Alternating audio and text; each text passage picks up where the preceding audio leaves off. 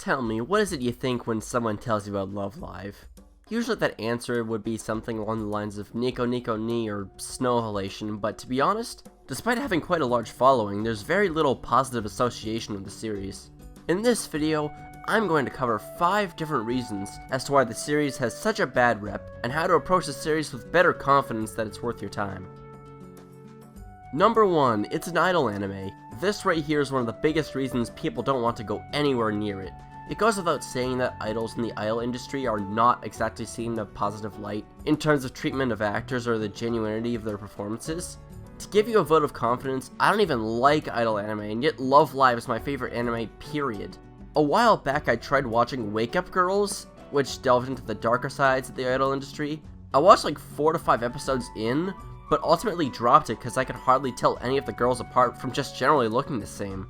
If Love Live's characters failed to stand out from each other, I wouldn't be here singing its praises right now. Don't let the genre get to your head.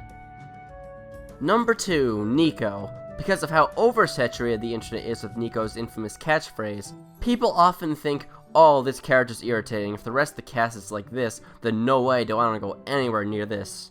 Nikko is not every character. Maki and Nozomi are my 2 best examples of characters that are worth watching the original series for.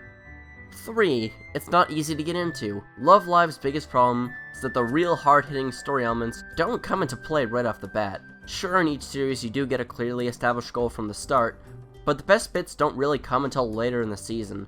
Most people usually spend about 1 to 3 episodes on an anime before deciding if they want to drop it, which unfortunately means a lot of people won't get to see what really makes the series special.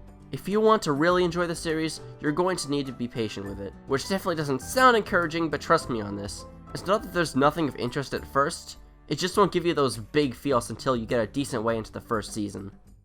Number 4, first series live shows. A large portion of people are going to start the series with the first, which being the first series I completely understand. The thing is, for a show based around music, those musical sections are going to have importance. If music or animation feels cheap or generic, it's less engrossing. The show unfortunately has crappy CGI, which is really going to drag people down looking for that wow moment. Sunshine to me not only did this better with a bigger budget allowing for significantly better CGI, but also with a variety to their shows, in terms of musical composition from Mijuku Dreamer to My Mind Tonight. For people who like the musical aspect, the first series can be a little bit rough. And last but not least, number 5, Hanukkah.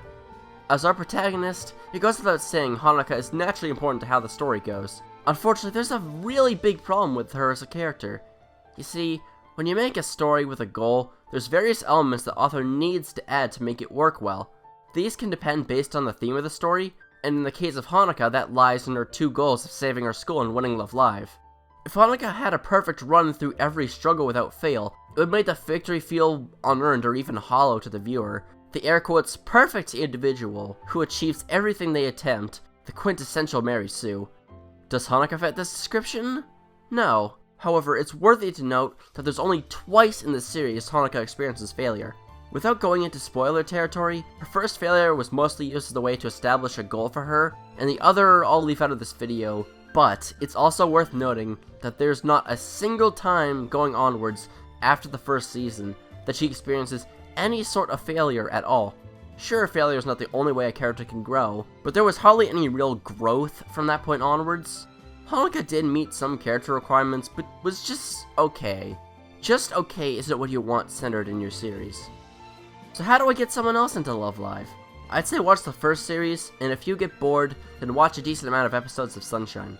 I find Sunshine more enjoyable when you get the nods to the first series, and even though I do prefer Sunshine to the original, you'll miss out on some important things used in its story if you skip the first. Hopefully that cleared up some concerns, and with luck, maybe I could convince some of you to check the series out.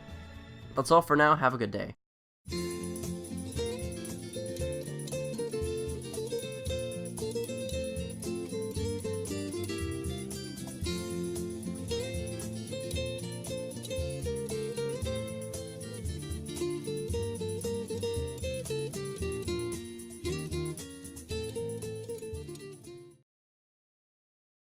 But